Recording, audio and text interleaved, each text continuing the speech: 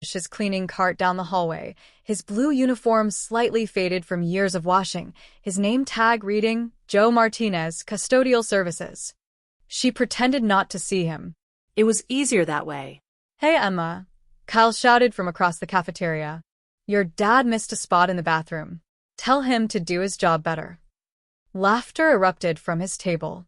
Emma's cheeks burned as she focused on her lunch tray, wishing she could disappear into the scratched plastic. Her father was the school janitor, and everyone made sure she never forgot it. It hadn't always been this way. In elementary school, kids thought it was cool that her dad worked at their school.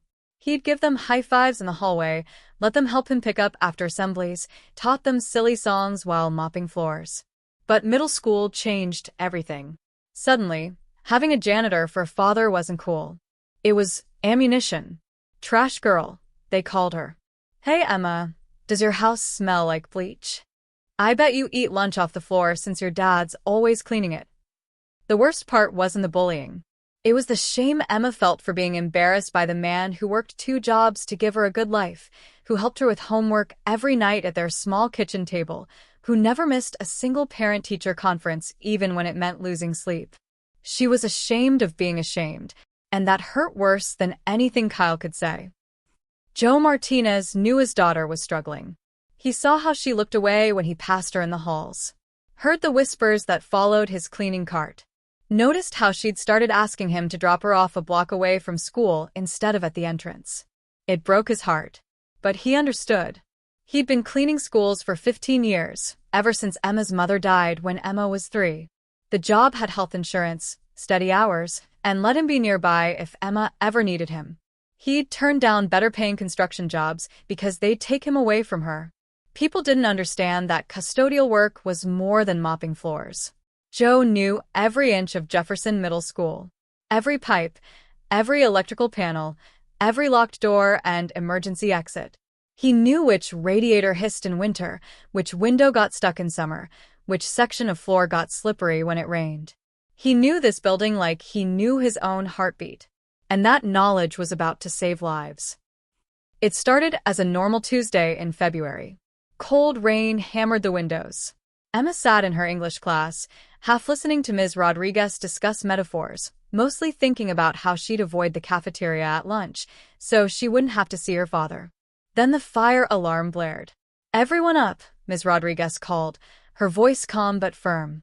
"Single file to the nearest exit." Students groaned.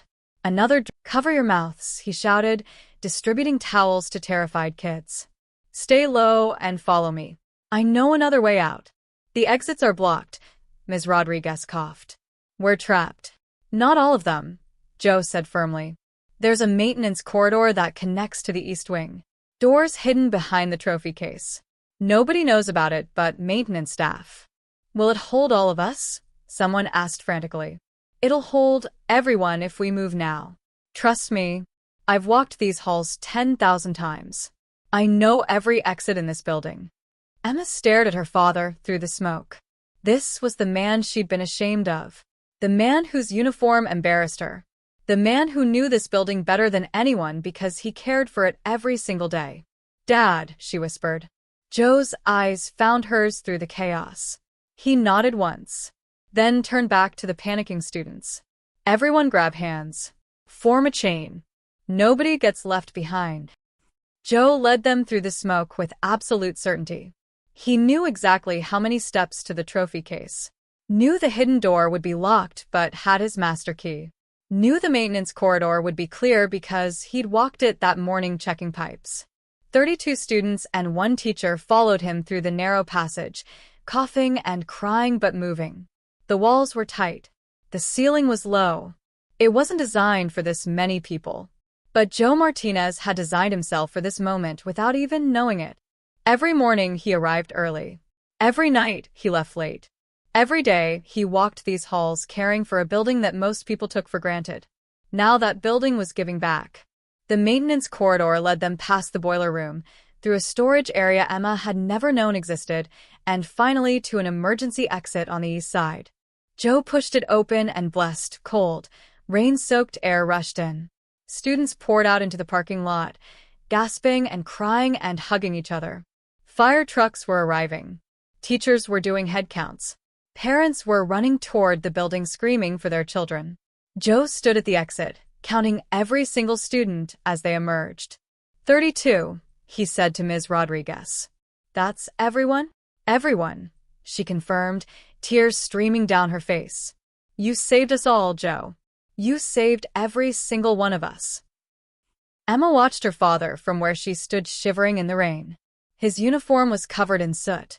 His face was streaked with smoke. His hands were shaking now that the adrenaline was fading. Other kids apologized too. Some with words, some just with their eyes. The trash girl, nickname, disappeared overnight. When Joe pushed his cleaning cart through the hallways now, students said hello. Teachers stopped to thank him. Younger kids asked for his autograph. But the biggest change was in Emma. She started meeting her father at his cart between classes. Would walk with him while he mopped, telling him about her day.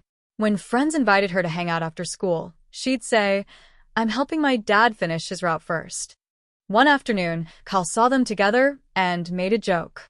Not a mean one this time, just teenage sarcasm. Wow, Emma, hanging with the janitor? So cool. Emma looked at her father, at his kind eyes and weathered hands and blue uniform, at the man who'd chosen a job that kept him close to her, who knew every exit because he cared about keeping people safe, who ran into smoke without hesitation because that's what heroes do. Yeah, she said, smiling at her dad. It really is. Joe Martinez still works at Jefferson Middle School. He still arrives early and leaves late. Still pushes his cleaning cart through hallways that sometimes echo with footsteps and sometimes don't. But he doesn't work invisible anymore. Because a crisis revealed what should have been obvious all along. The person who takes care of everything is the person you need most when everything falls apart. And Emma learned something that cold February day that she'd carry forever. There's no shame in honest work. There's no shame in a parent who shows up. There's no shame in the man who knows where all the exits are. There's only pride and love and the